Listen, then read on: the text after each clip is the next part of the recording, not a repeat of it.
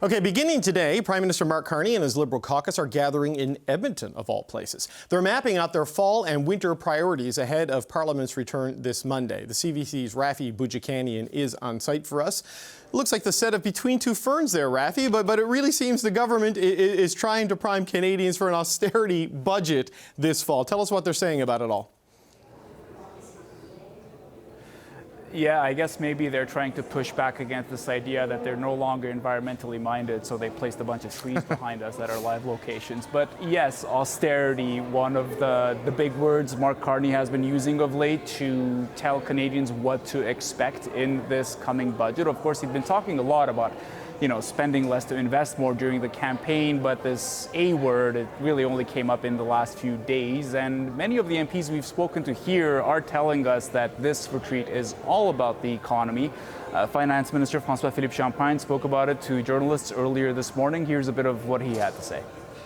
People will see that we'll have ambition in our investments, and we'll be bringing a lot of rigor when it comes to our expenses. Like I was saying to your colleague, this is not business as usual. This is like 1945 when Canada came out of the war and had to reinvent itself. Why? Because our biggest, our neighbor, biggest trading partner, ally is turning its back on Canada. So, I mean, he didn't use the words trade war there, but he's obviously referring to the situation with U.S. President Donald Trump and the fact that, the tariffs are nowhere near being lifted, something else that will obviously be sort of looming over the parliamentary sitting when it starts next week. Okay, parliamentary sitting next week, the second time since the election they've been there. So not the first time for these newly elected MPs, but the first time with Pierre Poilievre back since he won the by-election, because he will be returning to Parliament next week. I mean, is that having any kind of an influence on this caucus meeting, the return of the Conservative leader? Well, it's been a bit of an ongoing theme with Pierre Poilievre, right? He has repeatedly said the Liberals are kind of stealing his ideas. He's talked about how they canceled the carbon tax after he spent a couple of years campaigning on the cancellation of the carbon tax. He's pointed to the cancellation of the digital services tax recently. Now, of course, if you ask the Liberals here, he's got nothing to do with their policy decisions. If you listen to James Maloney, the caucus chair, we asked him that question this morning, and he really refuted that idea. He can say whatever he wants and claim credit for whatever he wants, but we're doing our own thing. We're setting our own agenda. Prime Minister Carney knows exactly where he wants this government to go, and we're 100% with him. So the changes you're talking about aren't changes. It's an evolution. As a government, you have to adapt, and you have to respond to the circumstances of the time, and that's what we've done. So he can say what he wants, but it's really meaningless. David, I was joking to you earlier about this environmental concerns issue with the trees backdrop, but it is not a joke for some Liberal MPs, and that's something else we'll be watching out for during this caucus retreat. Our colleagues at Radio-Canada reported recently that some MPs are feeling that the climate change agenda is kind of being left behind by this Liberal government, and they've formed their own environmental caucus to make sure that does not happen. Now, nobody we spoke to here said that publicly. They're all saying that they're not worried about the Prime Minister forgetting about climate change. One of them, though, did say, for example, that it's too soon to tell whether her constituents are upset about the pause on the electric vehicle mandate. So that's something she'll be watching out for. That was Davenport MP Julie Zurowicz talking to us earlier this morning. However, it's also worth noting that Carney is actually meeting with Alberta Premier Danielle Smith tomorrow, and she's been a big proponent of getting rid of the environmental impact assessment legislation, Bill C-69, or the anti-pipeline law, as she calls it. That's something Carney has resisted so far, but there are tensions on this government, and they're coming from different ends of the environmental agenda. So we'll wait and see how that all plays out. Okay, Raffy, thank you so much. This is CBC's Raffy Boudjikanian in Edmonton. So while Prime Minister Mark Carney looks to take his government in a different direction than his predecessor, Conservatives say nothing has changed. In fact, party leader Pierre Poilievre even argues things have gotten worse. Mr. Carney is actually more irresponsible than even Justin Trudeau was. He inherited a morbidly obese government from Trudeau, and he's increased its cost by 8%. Mark Carney's deficit will be even bigger than the one that Justin Trudeau left behind. He has 86,000 more unemployed people than Justin Trudeau had. He has not approved a single major national project. He's kept in place all of the Liberal soft on crime catch and release policies. Okay, so how will Canadians interpret the current progress of the government? It's time now for the Power Panel. Cameron Ahmad was the head of communications for former Prime Minister Justin Trudeau. Lisa Raitt is a former Conservative cabinet minister. Cheryl Oates was director of communications for former Alberta NDP Premier Rachel Notley. And Emily Nicolas is a columnist for Le Devoir. It's good to see you all. Cameron, Pierre Poilievre laying a lot of issues there at the feet of the government, you know, saying their spending is going to be worse and we haven't even gotten a budget, blaming them for the job losses, what it's likely driven by the trade war. What do you make of this dynamic as the caucus gathers and Parliament's set to return? Not too much. It's pretty consistent with how he usually talks. I mean, we'll see how his tone evolves when he's back in the House, because I think that's a big problem that the Conservatives have had since the election is, have they been able to shift their tone a bit and focus on issues in a way that actually comes across as serious. But of course, you know, he is a strong communicator in Parliament, and that's something I'm sure that the caucus will talk about, is how they can deal with him and how they can deal with the opposition. Things are going to get tougher for the government as we head into the fall, right? You and Raffy touched on a bunch of the issues that the government's facing, the trade negotiations, tough economic situation, and of course the return to Parliament, where they're going to have to face the opposition every day. I think one thing that the caucus is going to have to focus on is how do they stay unified and serious and communicate in a serious way with Canadians about the issues that the Prime Minister is focused on and the things that they were elected to do, which is something that caucuses usually talk about when they're heading back into the session. And it's an energetic time for everybody, but also a lot of big issues to contend with. Yeah, I don't know if you can see Raffy's background, but I was expecting Jeff Probst to come out for a tribal council on an episode of Survivor, because and it's a bit of the way politics works, Lisa. Like, there are some issues now maybe emerging in the Liberal coalition with the move on the carbon tax, the move on the EV mandate, this review of climate policy that they're doing on a competitiveness scale. I mean, what sort of challenges does this potentially create internally for the government, never mind the external ones? I believe that once Mr. Carney lays out the true facts of what we're facing as a nation with the difficulties with the United States, that even the most hardcore environmentalist is going to understand and realize that there are going to have to be concessions made all over the place in order to make sure that we have an economy at the other end of this conflict that we're having. When I listen to them now, David, what I take away from it is, oh my gosh, how much trouble are we really in? Because it's beginning to sound pretty problematic in terms of what we're facing vis-a-vis the United States. The stakes are indeed very high, and the pain may be coming that we're not anticipating. And I think that perhaps what the Prime Minister will have to do at this caucus meeting is just to lay it out all to bear and go from there. And as Cameron said, have a united caucus going in. If I could just say one thing about Pierre Poilievre and what he said, the reason why Pierre is able to say these things is because Mr. Carney took the position and made the decision to not introduce a budget back in June. So there's a vacuum. And as a result, Pierre gets to come out and talk about all these things, and they will be in the position where the government has to respond as opposed to leading. Yeah, I mean, presumably we think we're going to get a budget in the first half of October. Sure. I don't think it can go that much longer, certainly, without seeing one. So yes, you're right on his ability to say it in the absence of a counterpoint. But, you know, Cheryl, it is a tough set of issues in a year of tough issues for the government as they meet in Alberta to figure this out. I mean, what's your sense of where they are as the caucus gathers less than a week from Parliament coming back? Where the caucus is? Well, just politically, where they are, you know, politically, the position they're in. Yeah. I mean, just like Cameron and Lisa had said before me, like, there's so many things right now for the government to deal with that, you know, a whole new set of issues that weren't even present in Canadian politics, at least not top of mind a year ago. And on top of that, on top of, you know, a trade war with the United States, on top of defense spending, on top of rebalancing a budget, we have things like this environmental issue come up where the government under this new leadership is struggling to sort of rebalance its priorities with the priorities of the country. And I mean, when we saw Justin Trudeau come to power in 2015, I think environment sat in like the top 3 issues for Canadians. And so a decade later, it makes sense that any government, whether we had a change in power or whether we continued to have the Liberals, which we do, that they would take a close look at that and say, what kind of progress have we made? What has changed? What does the data tell us about how we reprioritize based on what Canadians are asking us for?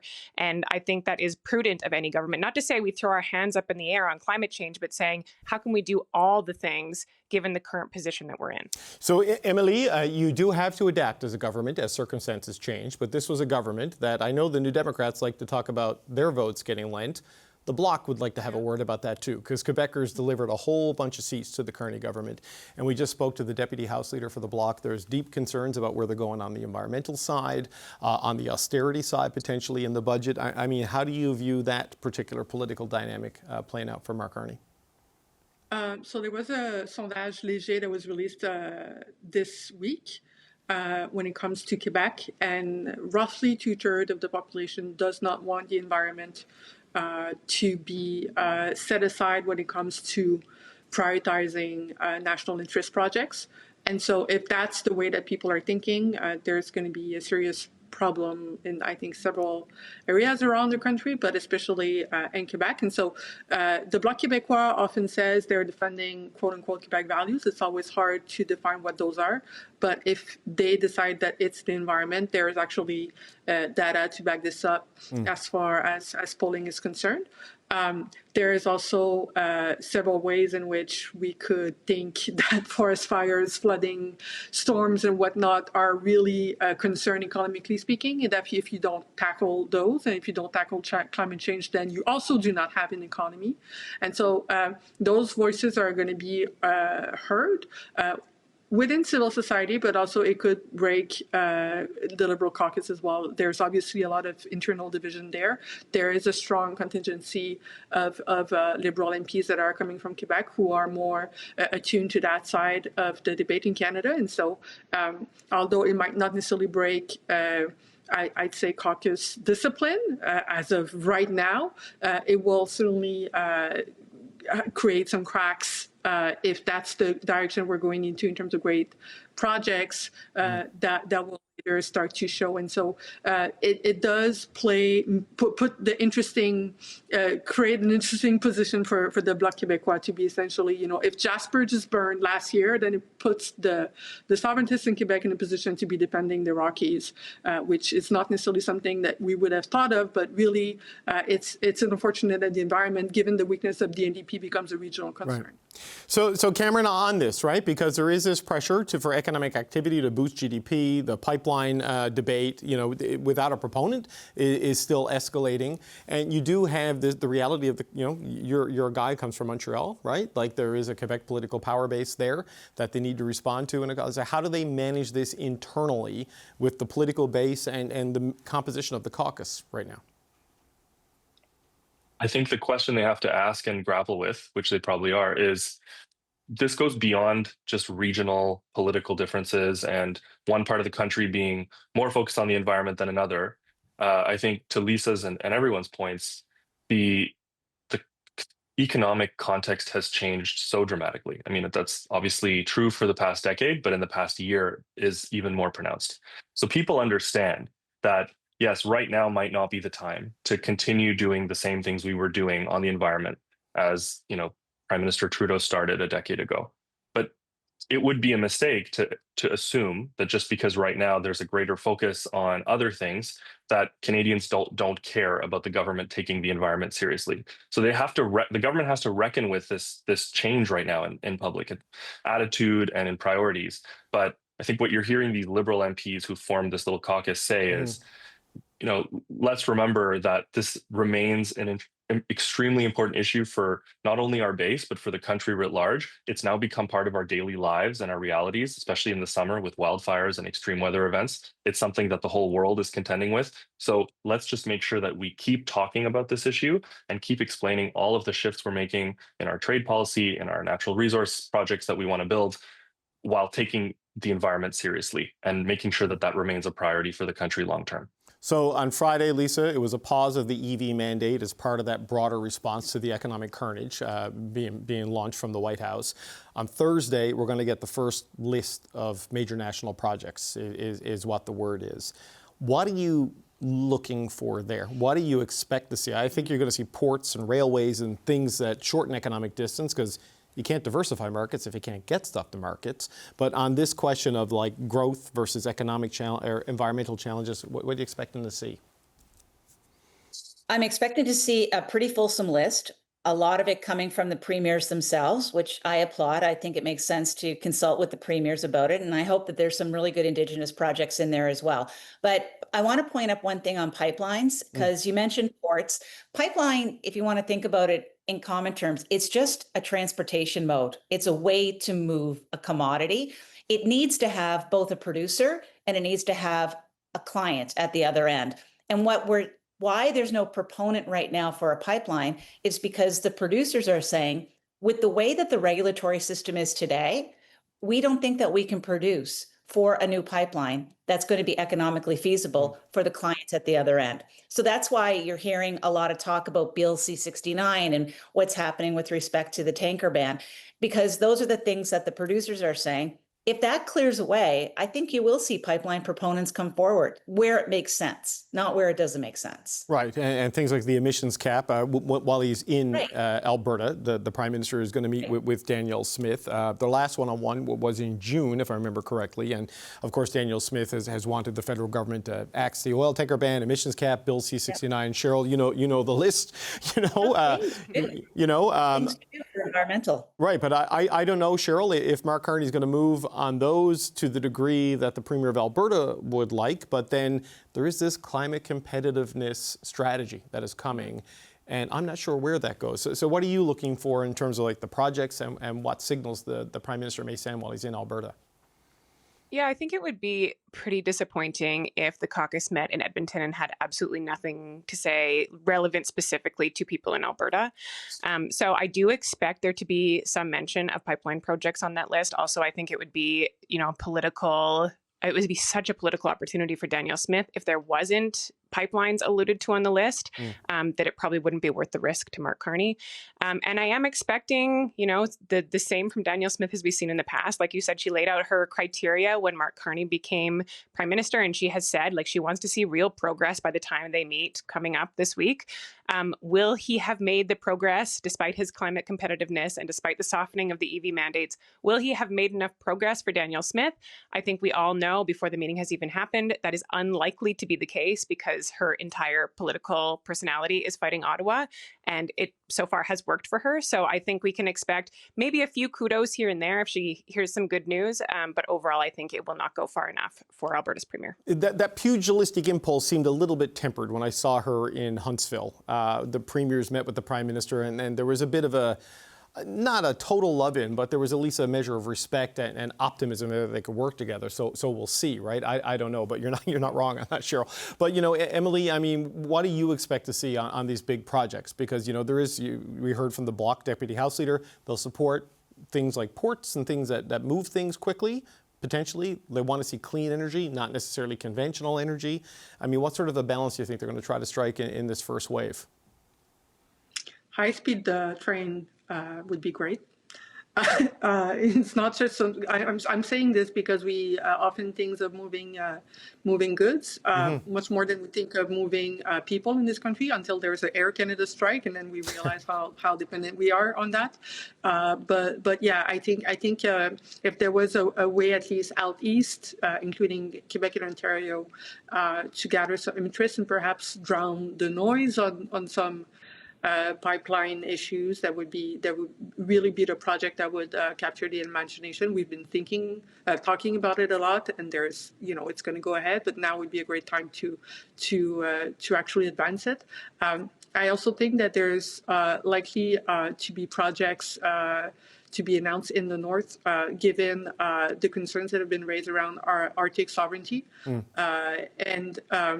and also some of the critical minerals that the Prime Minister has been discussing during his trips in Europe, particularly in Germany as well, and trying to garner European interest in there. And so, in my mind, it looked this summer like somebody who was trying to essentially tie together the pieces of something that could then be announced.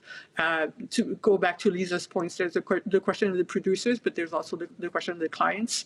And it's interesting how Mark Carney was not speaking necessarily to oil and gas when he was going to Europe, but he did speak a lot to critical minerals, and so and how they can help with the defense efforts that are being ramped over there. And so we'll see more about that as well. So Cameron, up to this point, since winning the election, like the Prime Minister, he obviously Pierre Poilievre wasn't in Parliament this summer, having lost his seat. He will be there this time. But you see the Prime Minister having success at the G7 table, at the Cabinet table, at the First Minister's table. But things don't go to a majority vote there. They do when you come into the House of Commons. And there's no Jagmeet Singh this time, right? So how do you see this working a week from now, without a supply and confidence agreement and without an obvious natural partner for their agenda? Because it seems closer to the Conservatives than it does the Bloc or the NDP. Well, hopefully better than the last few parliaments. I mean, it's not a high bar, but no other opposition party is in a really good position right now to be acting like they have a huge amount of leverage. And sure, like we talked about earlier, I think the next few months, like maybe the next year or more, are going to be tough for the government because of everything that's happening in the world and how that's all impacting Canadians and the economy.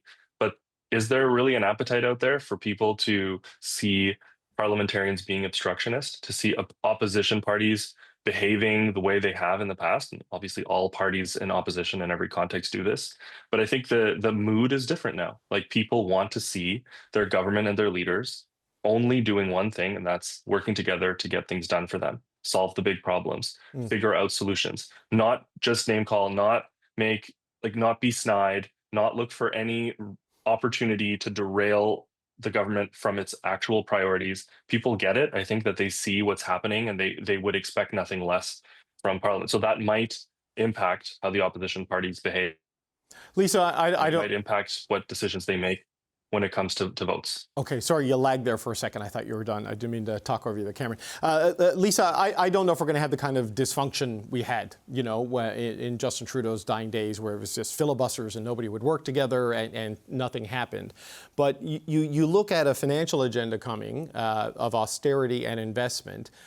You're going to have the Bloc and the NDP not necessarily liking the austerity side, and the Conservatives maybe not liking the investment side, right? So you have to find a partner to get this through. So does this, whether it's a dysfunctional House of Commons or not, does this dynamic just limit their ability to deliver on the promises that they've laid out? Don't think so, because I think one thing that all parties can see and feel and touch now that they've been in their constituencies is that Canadians expect this government and these opposition parties to work together for the greater good, because our enemy is bigger than what's happening inside the House of Commons. So anyone forcing any kind of a battle, any kind of conflict, you got to really be careful about turning off the Canadian public. But it's not just opposition parties. The government also has to reject their tendencies to be a little too cute on how they present some of these projects, or putting them and packaging them together with things that opposition parties just fundamentally can't vote in favor of in order to score a political point. I don't sense from Mark Carney that he's going to play those political games with these issues. I think that this cabinet understands very, very well just how pooched we are. We have a real economic problem facing us, and it's, when I hear them talking over and over again, it's a 180 from how the Liberal Party used to talk about, thinking about sunny ways and everything's going to work out. They're not there anymore. We do have serious matters. I think you're going to see a Carney government try to work and try to make sure that they're not inflaming the partisan stripes of the opposition. And I've heard Pierre Poilievre already say, if there's a good project and we like it, we're going to be in favor of it. What he may do is push harder to get it done faster. Cheryl, how do you see the dynamic? How do you see it playing out? Yeah, I think there's a couple of things. That timeline piece, I mean, we've already heard over and over again, okay, good ideas, but it's not moving fast enough. And that sentiment is echoed amongst some of the premiers, amongst some of the public. I think that is a thread that we can expect the opposition to pick up on through Parliament. And then we'll see how the government reacts. I mean, throughout the summer, we had the Conservatives distracted by a by-election. We've had the NDP distracted by their own leadership race. What does this look like now that they're all back together in the House of Commons? And are they going to be able to pull Mark Carney off of his calm competence, stick to the main issues of the day agenda, and pull him into things that are far more divisive, like immigration? That will really dictate a lot of the dynamics in the House of Commons. And I think this thing that Lisa raised, the public having so little appetite to see political gamesmanship or political fighting when it comes to the future of Canada, that's sort of dependent on how relevant the trade war with the U.S. remains. Yeah, there's definitely an appetite for seriousness, right? Like, even if you disagree in a good faith, serious way, be grown up and professional about it. Emily, what are your thoughts on how the dynamics may work when Parliament comes back? It will be perhaps hard certainly for the NDP to be heard. I just heard, they're still, I think, being distracted by their by their leadership race, although Parliament is back, which is completely normal. But I do expect perhaps a lot of people in the rest of the country to be surprised by what the Bloc Québécois has to contribute on things that are not necessarily associated with Quebec nationalists. And I do expect a stronger civil society than we had during the Trudeau years. There was a lot of that during the Harper years, and perhaps we don't remember as much really the unions and the groups and the protests during the Trudeau years as much as during the Harper year. And I think it's because when the NDP is so weak, I think a part of what would have been NDP constituents will have to express their voices outside of Parliament. And so that if Mark Carney is essentially leaning to the right and striking deals with the Conservative, right. It will lead to, I think, perhaps more action in the street, for example, from the environmental movement that we've had in the last decade. Lisa, I saw you raising your finger and smiling when Emily was talking about the Harper years. I don't know if that was a fond memory of opposition from outside groups or. Emily is bang on. And I would just say that a strong NDP opposition actually does act as that kind of catalyst for civil action and coming together. And it was very impactful, but it worked for the Liberals. You know, it was Tom O'Kerr and the team that actually put it in place, but it was the Liberals that took advantage of it in 2015. So I agree with her. Right. Sorry, Emily, you wanted to jump in? Go ahead. Yep. Well, just to that, I was speaking to Air Canada earlier, but QP actually made the role of official opposition during the summer through that, and so you're seeing a role of unions now that you did not necessarily see under the Trudeau years as vocal, and I'm expecting more leadership from union leaders as, QP, for the big ones in the next couple of months and years as well. On that, I mean, Cameron obviously has whatever the austerity component of the austerity and investment budget is. I mean, the Public Service Alliance of Canada, that's going to be a challenge there. But you're seeing a bit of a fraying with things like Unifor, a little bit upset with the lack of hitting back and counter tariffs on the Canada-US side, and with more bad news for the auto sector with a third line, for example, in Oshawa not coming back or going away in January. I mean, how does the Prime Minister navigate this? Because he's obviously shifted the focus and tenor of the government more to the center of the economics of the political spectrum, and change brings with it some friction. Absolutely. It will be really interesting to see how the opposition coalesces, if at all, around any issues like in the next few months, and what role civil society plays. Emily's right that unions spoke up, and you pointed out others. But I think the shift in tone from this government compared to what it was just a year ago is going to completely change things. And the lack of a strong voice from the NDP. I mean, even when they were in the supply and confidence agreement with the last Liberal government, they still constantly pushed and advocated for things, at least, using their position in Parliament to bring up issues further to the left, or bring up, things that they were unhappy about, even if they kept voting with the Prime Minister and the Liberal caucus. So that that also changes the dynamic because you don't have someone right now to the left of the government. Will there be factions of the caucus who work internally or work with other civil society groups that they're aligned with? I'm not sure how it's going to play out, but I think the overriding thing that's going to drive anyone who is trying to, anyone with any savviness in political communications is going to be the desire of Canadians to see their leaders work together and not see this fractured, divisiveness reigning in the House of Commons. Well, Cheryl, because you've got the home field advantage of being in Alberta, I have to ask you about what do people expect to see or want to see from this meeting between the Prime Minister and the Premier tomorrow? Because it certainly seems like they're in a better place than Daniel Smith and Justin Trudeau were, with maybe more common ground potential there. But I don't know if the Premier's office knows what to expect from the Prime Minister. What are you watching for on this meeting? There's some things that are really predictable in this. Like, I think we know that Daniel Smith is going to come away from this meeting not fully satisfied with any progress that the federal government has made. That being said, I mean, like you mentioned, even if there's a softening of tone from the Premier, I think a lot of Albertans and those who comment on Alberta politics will read into that. But unless Mark Carney delivers on all 9 criteria, unless he delivers Danielle Smith a pipeline, I doubt she's going to come away happy. And I think, because it's worked for her so well for political points, and because, like I said, it is her political personality, I think her and her government are really going to lean into those places that they feel the federal government has fallen short or been deficient or not come to the table in Alberta's interests. And we'll continue to hear from them day after day on what those things are. Does she have no space to move there, no space to moderate? I know she has one of the most challenging political coalitions to manage in the country. I think that's a fair statement about the Conservative coalition in Alberta. But is there a flex for her to move somewhere where it gets easier for Carney to give her some of what she's looking for, if not, because she's unlikely to get all of what she's looking for? I mean, Danielle Smith is a very strategic and skilled political operator. I don't think that if Mark Carney handed her some of the biggest things she's looking for, if he was willing to concede some of the things she's looking for, that she wouldn't give him credit. I think she would, or she would end up, some of her push on him would end up looking a little bit silly. And she has in the past given the government credit, or say she's willing to give them a little more time, or that the Prime Minister has said some things that she's liked. And so I don't think she necessarily comes away from the meeting 100% negative, but I certainly think she comes away from the meeting unsatisfied.